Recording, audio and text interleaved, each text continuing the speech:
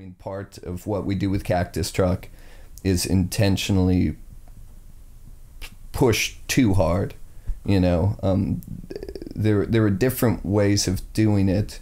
And for instance, with the saxophone, it's very possible to find a certain setup and to play in a way that's a bit reserved, but that you can, with control, make a very aggressive or very big sound. And if you're smart and you deal with your technique correctly, you could do that really well and it could sound very full and strong and you don't really kill yourself. But that's not really what we're doing. We're trying to actually play too hard to the point that we end up collapsing kind of midway through, or that, you know, we inevitably reach a point where we feel like we can't do it anymore. Okay. And then we try and keep going. Yeah. So that's a deliberate... That's deliberate. Yeah, that's kind of the point. The point is to push ourselves as hard as we can. Yeah. And I mean, it doesn't happen every time, but that's kind of the point where it becomes really interesting.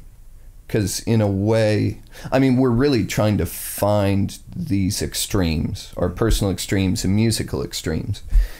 And you can make music that sounds extreme without trying that hard, and maybe it even sounds more extreme and louder or more intense or whatever, but yeah, it's quite process oriented in that way. And Eindhoven was a gig where I was incredibly tired, and I still, you know, tried as hard as I could, but there were definitely moments where I felt like I was failing, you know, where it wasn't happening. And that process of just forcing myself to keep going and trying to make it work and trying to keep it together was interesting. That was one of the more extreme gigs in relation to how tired I was, how difficult it was, versus what we were able to do. Yeah. So I'm curious to hear it. Yeah. Sometimes I feel like you break through. You can get to a point where you're incredibly tired, and then you kind of break down. And in a way, I mean, what we do is completely improvised. Mm-hmm. And often the different shifts in instrumentation of, you know, we almost always just start all of us, and we usually try and just go for complete intensity as long as we can until one of us is too tired and has to stop, and that becomes a duo and things like that. But the thing is, if you keep pushing, after a while, sometimes you can get a second wind, and sometimes it can really be transformative kind of experience where you go somewhere else. And for me, like, I have a history of sort of Christian fundamentalism. So I grew up the first 15 years or so with this sort of willed hysteria. I mean, I had these kind of visions and moments of very clearly feeling God's presence, and just really hysterical, I wouldn't say necessarily psychologically sound experiences. I mean, if you believe in God and you actually feel that, which I did at the time, that he's in the room, that's one thing. But if he isn't in the room, and you as a human being are experiencing him and experiencing Satan in your body, then that's not normal. I mean, there's something you have to create in your brain to make that happen. But that was such a strong experience for so long, and that's also what actually got me into this music. You know, for me, it used to be really about meditation, and I wanted to be a priest up until the point that I thought I could reach more people through music. I thought that was my calling. Yeah. But I was really drawn to these people like Charles Gale, Albert Ayler, John Coltrane, who for them music was a message. It was a way of taking like God's energy and sending it into the world. Yeah. And I used to really feel that. And so then, I mean, eventually I lost faith or whatever through studying. I eventually was no longer Christian, and now I'm very much agnostic with somewhat nihilistic leanings, frankly. But I still have this memory of this extreme sort of emotional surrender. You know, where, I don't know, I forced my brain to go somewhere it wouldn't normally go. And now at this point, musically, I feel like Cactus Truck and these levels of extreme are sort of about trying to find that again, you know. But it's with about the same. It's about the same sort of energy or psychological strain. Or yeah, it's pushing. It's just seeing where you go when you push things as far as you can, you know, and not just musically, but I mean mentally, personally, for myself, you know. And some of it's also a battle in a different way. I mean, after having this idea of heaven as something to look forward to, and I've got a lot of unresolved issues, and I don't really have any philosophical hope in terms of my existence or life or where I'm going, the meaning of it. So in a way, it's a way of expressing that, and sort of, you know, John Coltrane talked about as cleaning the mirror in free jazz at the later period. So it's about a meditation and like facing all the things that you're afraid of, you know. And so that's the point of that. And that's also why I think it's really important for us not to try and sound extreme and not to be safe, but to really go as far as we can. As a trio, by now it's very natural. Obviously, our experiences of it are quite different. I mean, Ono and Jasper obviously don't have the same, whatever, mental baggage that I do with Christianity and whatever issues. But I think our vision in a purely musical way is very similar. You know, we're all, you know, because beyond a kind of statement or even these philosophical issues, the music we like listening to genuinely is kind of along these lines, you know. And I think for all of us, more or less, I mean, especially Jasper and Ono, they're very well-educated, very virtuosic musicians who have grown up playing jazz and going to the conservatory and all of this. And I think this has probably been one of the first times they've been able to just really let that go and just be completely expressive. Yeah. And, you know, fuck the rules. That's not what it's about. Music isn't about rules. That's, you know. And so I think for all of us, it's a very exhilarating thing. I mean, and we're constantly surprised that we're doing it, and it's kind of working out so much. Yeah. Because initially it was just a sort of a funny idea. Let's get together and play as loud and hard as we can and see what happens. Yeah. But very quickly we realized that we could communicate really well musically that way, and it was something much more serious than just trying to play loud. Yeah. Or so. It is funny with this music that, and almost any time I play, people say, oh, you know, it's this, like a throwback to the 60s. And I mean, that's fine, whatever, but what music isn't? I mean, if you go hear a bebop band, no one runs up and says, oh, that's music from the 50s, because they've been exposed to it regularly the whole time. And I don't know. Yeah, I think that's a funny thing. And obviously, in the States, I feel like it would even make more sense to say these things. But in Europe, there's been a much more steady evolution within the free improvisation, free jazz scene. I mean, someone like Peter Brotzmann is a very clear example, coming, you know, from the very beginning, who's been doing this very consistently the whole time. And it's changed, and, you know, it's evolved in different ways. But I don't see why that's considered so different than looking at Wayne Shorter or modern jazz or what's going on now. I mean, I don't know. Also, and that was something I had to grapple with a bit. For a long time, I felt like to play like this was outdated or cliched or not hip or artistic or something. And I was doing much more abstract, subtle, reductionist improvisation. And I was sort of embarrassed by the saxophone in a way, trying to play saxophone as little like a saxophone as possible, extended techniques, that kind of thing. But, you know, that music all stems back to the 50s, too. I mean, you have John Cage, you have AMM. So at this point, I don't really feel like new music is relevant to worry about too much.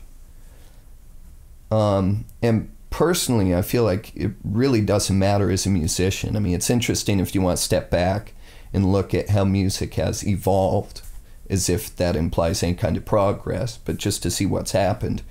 in where it comes from. But I think honestly the most important thing by far is just to do exactly what you want to do, you know. And I think also, especially with Cactus Truck, this was the first time in ages that I felt like we were all forcing ourselves to do that, whether it seemed to make sense or whether anyone would like it or not, you know.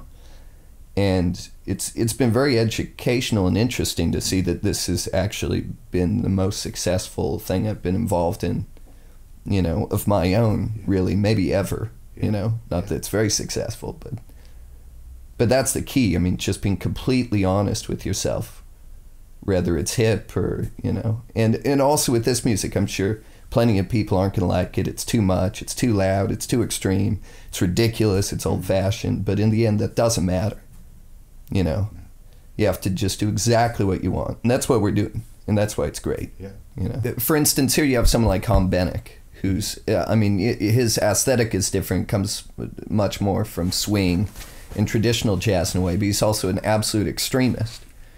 But in a way, since you have someone like Han, who is the extreme, then it almost implies that you have to be less than that. Like, he marks the territory of this is the absolute extreme, and he can get away with it because he's on Bennick. Yeah. But you shouldn't try. I mean, you must be a total egomaniac, insensitive asshole to try and do anything as strong as that.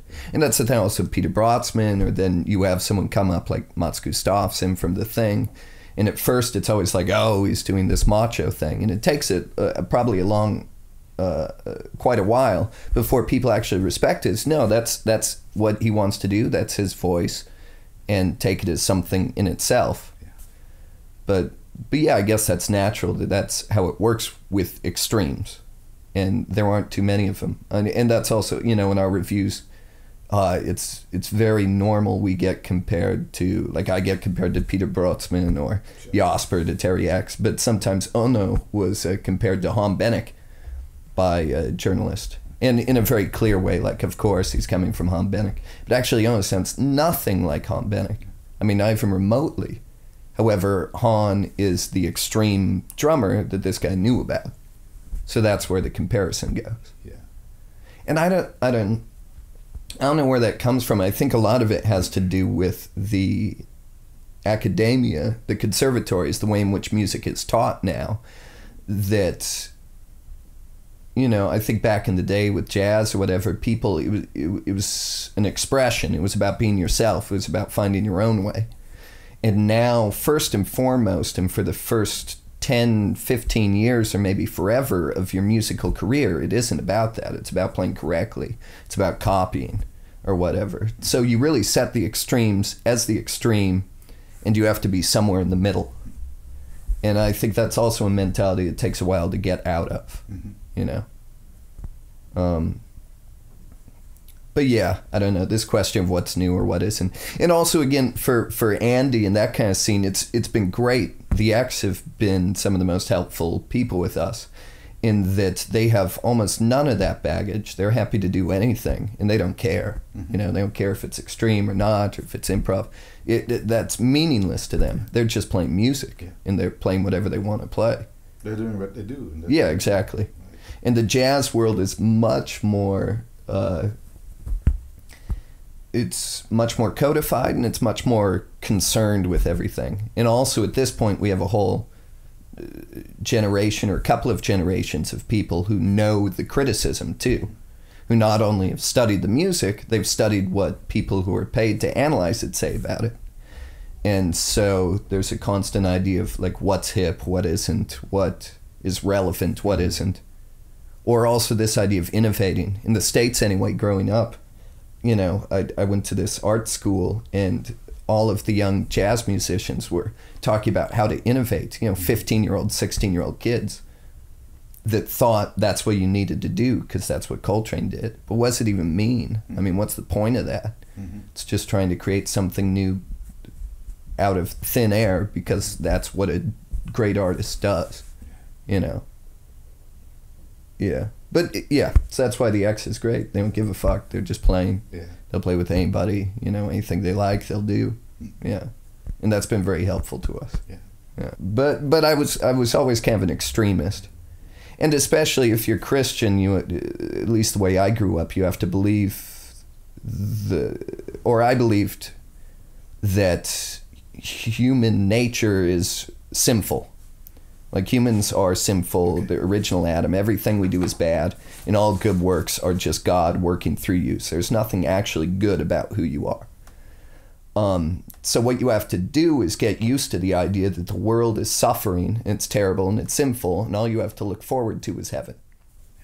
So very early on, I just accepted the world as being a terrible, terrible place, and I just thought of heaven all the time, you know. And I tried to convert other people to Christianity to save their souls as well. So anyway, I was very obsessive about that. Obsessive enough that after a while it didn't make sense anymore.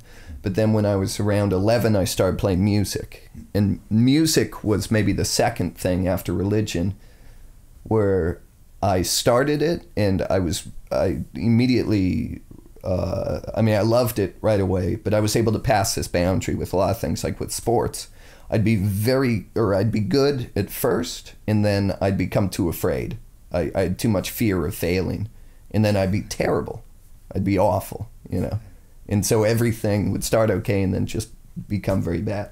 And music was the first time I kind of passed that boundary where, you know, I think 2 years after I played, I went to some music competition, and I was totally stressed out. I had some panic attack. I was practicing a lot, but I still managed to do it, and I did very well. And that was the first time I did that. Yeah.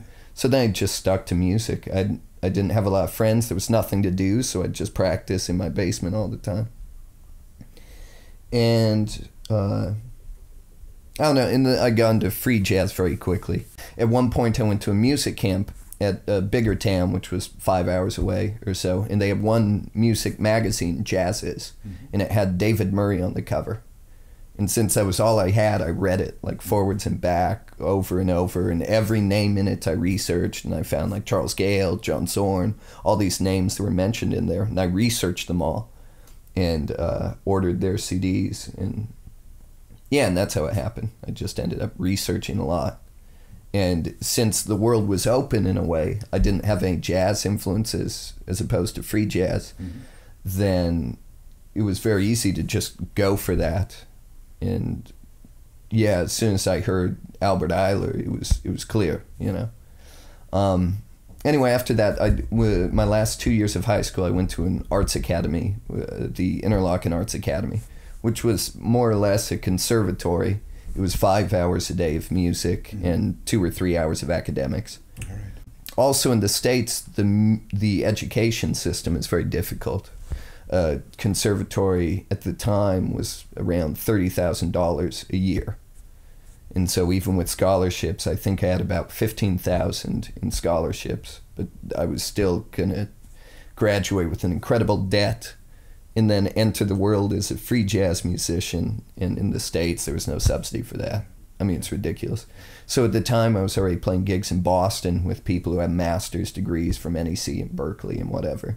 And they were playing the same gigs I was in working daytime at Virgin Megastore. And they had $150,000 of debt. So, it was very clear it didn't make sense. So I quit. I moved to New York City. I lived there for a year. Was working, installing satellite dishes 50 hours a week or so, climbing on roofs, that kind of thing, and playing gigs at night. Yeah. And I was in Philly for a year doing similar work, and then I was in Egypt for 3 years. How did you get in Egypt? My ex-girlfriend. All right. I met this woman who was working for a hotel company. She was Brazilian, and she didn't like the States, just in general. She'd been living in Philly for a few years, and I wanted to leave as well. So she got a job offer in Cairo, and I thought, why not? Let's go. So then, I was there 3 years, which was great, a very good experience. The music scene is pretty poor there, but did you have a chance to play at all? I played a lot. I probably played more there than I ever will. You know, right. There I was very successful because I was kind of the only saxophonist. I mean, I think literally there were around 4 saxophonists in the scene I was involved in. So I was playing in jazz bands. I played with this big Arabic pop star, Mohammed Munir, and we'd play for 5,000 people with fireworks, and Cool. you know, I was in a movie, in a musical, like a big production, doing studio work, doing everything. So I was playing like 6 nights a week. Yeah. You know, and usually, especially the jazz, was on a very low level. But after a while, I needed to do something else. So I was in Budapest briefly, tiny amount of time in Paris, and then here. And now you're in Amsterdam for a little over 4 years? Yeah, 4 years now. Yeah. Just over. Yeah. Yeah. Do you have the feeling that it's possible in Amsterdam to get to the kind of music you really want to play yourself? Yeah, absolutely. I mean, now I feel like that's what I'm doing. Yeah. And yeah, amazingly. And I didn't think it would work. I mean, one thing is getting to a point where you're comfortable enough with yourself to play the music you need to make. Mm. And that's one issue. But I've also been very surprised here that people have been so accepting of that. Yeah, it seems like people here are very open. And also I think it's changing. I mean, there's been this history of New Dutch swing, but there was quite a while there where it seems like in the Amsterdam scene there wasn't really a young generation coming up. It sort of skipped a generation or so. But now there are a lot of young musicians doing very different things, some very closely linked to the sort of history of Dutch improvisation, some coming from different places, you know. But overall, I think as long as you do what you want to do with conviction, and it's clear that, you know what you're doing what you're attempting to do, that people here are very open to it. Originally, we were called a Brand New Vagina. And, I mean, we started off as quite a ridiculous band, I must say. And also for me, this was at a time when I was still, I still thought it was kind of stupid to play really extreme, full-on music. And at first, we wanted it to be some sort of extreme rock band, and we had silly costumes. We did, maybe our third gig was at the Supper Club. I don't know if you know this very posh kind of expensive place, and we did a gig with myself and Jasper in see-through lingerie, and Anna wouldn't do it, so he's wearing a tuxedo, but I bought like fishnet lingerie, right, and then a G-string because it was crotchless, and I didn't realize the G-string as well was see-through. And the guy at Supper Club sort of suggested if we wanted to buy crazy outfits, he'd pay for them. And so I asked Jasper if I bought something, would he wear it? And he said, yeah, sure. Anna was smarter than that. He knew better than to do that. So he said no. So I gave him my tuxedo. But then I went and bought this, and then he didn't see it until maybe an hour before the gig. And yeah, he was a bit scared to do it. I mean, I was scared too. It was very stupid. But we did the gig like that. So at first, I think we were going for... It was a bit more funny and more extreme in a lot of different ways. It's a little more serious now. I mean, we still have some funny names. But anyway, Brand New Vagina, that was our first name, but a lot of women particularly didn't seem amused. I mean, we didn't really think about it too much. We just thought it sounded funny. And then my friend Phil Wood, who did the artwork for our new album, suggested Cactus Truck. And that was the thing that we liked the sound of the most, that arguably reflects the music and didn't really offend anybody. So I still like the name Brand New Vagina, frankly. But we started playing together. We were in another band with a terrible name, Missing Doghead, with Jasper and this French electronics musician, Xavier Lopez. Which theoretically still exists, but that was much more initially this kind of abstract, reductionist, extended technique, free improvisation. And then, I don't know, at some point, Jasper just had the idea. He'd been playing with Ono since they were, 13 or something. They're friends from way back. So he had the idea, let's just get together and play really loud. And that's how it started. It's very simple. Yeah. Did you ever consider playing another instrument apart from the tenor saxophone? Do you? Apart from saxophone or apart from tenor? apart from tenor? Oh yeah, well I play baritone and soprano sometimes in Cactus Truck. Also in Cactus Truck? Yeah. Also on the CD, Mm. there's a bit of baritone and a bit of soprano. Soprano I like. I'd like to do more of that, but tenor is definitely the instrument I'm most comfortable on. All right. Yeah, soprano I could play for about 2 minutes, but I don't have control really. So Where's the difference? surprisingly, there is. I mean, it's funny to talk about this much, but I mean, when we play, I mean, there is a lot of listening, and it's surprising. For instance, to compare, I mean, you know, one thing is talking about just as extreme as possible and whatever, but we are actually trying to play good music as well. So we are thinking harmonically and rhythmically and doing all of that, but just in a sort of different way. And with tenor, I mean, I could play at that level and too hard and whatever, but I still, you know, I mean, I'm playing certain notes or multiphonics or different effects or whatever. With soprano, the balance is a little further on the edge of just wiggling my fingers fast, you know. And that could sound great too, but only for a limited time. I mean, for 2 minutes in a song, it can be nice. Yeah, I mean, obviously we hope to find a bigger audience or something, to meet people. I mean, it'd be great if, you know, we play somewhere and someone hears us and then offers a gig. Yeah, all of that would be fantastic. And it's also interesting. It's a funny tour because it's Cactus Truck with guests. So each one is kind of a weird, different experience. So it's different than if we had it just as a trio. But yeah, obviously we hope that people will come and like it and buy our CD. How does the combination work out with Iman? Because his music is obviously... It's totally it's actually working a lot better than I thought it would so far, but I think we've been playing in safer places for us lately.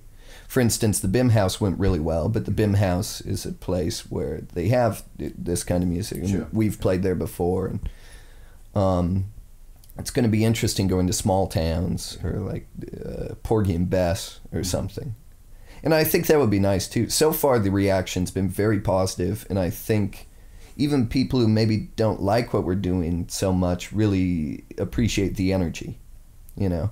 And Iman's music is, I mean, it's very good, but it's much sort of calmer in comparison. It's much more about control and about, you know, this kind of level. And then when we play, it seems even more extreme, you know.